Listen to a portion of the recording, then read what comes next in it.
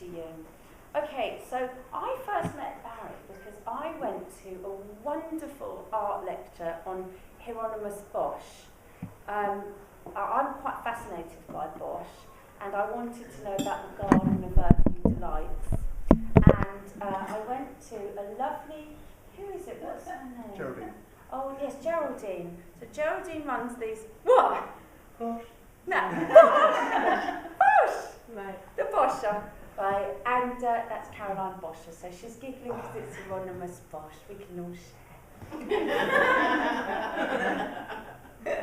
So anyway, I was fascinated by Barrie because he was just so enthused by his subject, and he knew so much.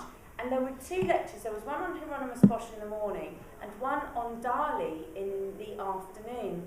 And what Barrie did very cleverly was he showed how Dali was so influenced by certain artists, and in particular Hieronymus Bosch. And I was totally captivated, and I thought, he's my man. I would love him to come and speak at a Cultured Pearl event. He spoke at the February meeting, where we spoke about the femme fatale in art, which was absolutely, it was it not, fascinating. It was art in the 19th and 20th century. So we've always got really, really brilliant and exciting lectures and subjects to speak about.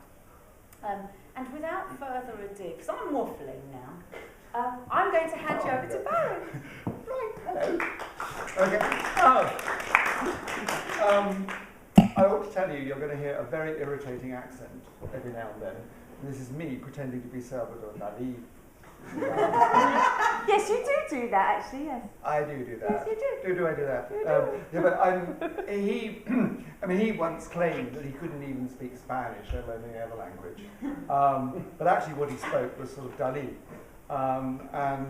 If you check the old films, he was always on it. And some of them he was on adverts, actually. He was such a tart, he's just a media tart. And I had lots of opportunity to study his very curious way of not sounding quite Spanish, not sounding quite anything. So I thought I ought to tell you that, because I'm going to begin with a quote. Okay. He said, "Every day I wake up experiencing a supreme pleasure, that of being Salvador Dali. And I ask myself, what will he do? What remarkable, what egregious things will he do today?" Now, I am always worried about people who speak in the third person. I mean, I really it's dodgy. But anyway, it does suggest a certain degree of narcissism, I think, that, don't you think? This is my narrative, this is my story. Yeah. Now, does narcissism mean enormous self-confidence? I think we know it doesn't. I think we know, we can sense that it's probably just the opposite. And Salvador Dali sort of falls into that category, I think. I think he was a deeply neurotic and dysfunctional human being, which is often very good for art.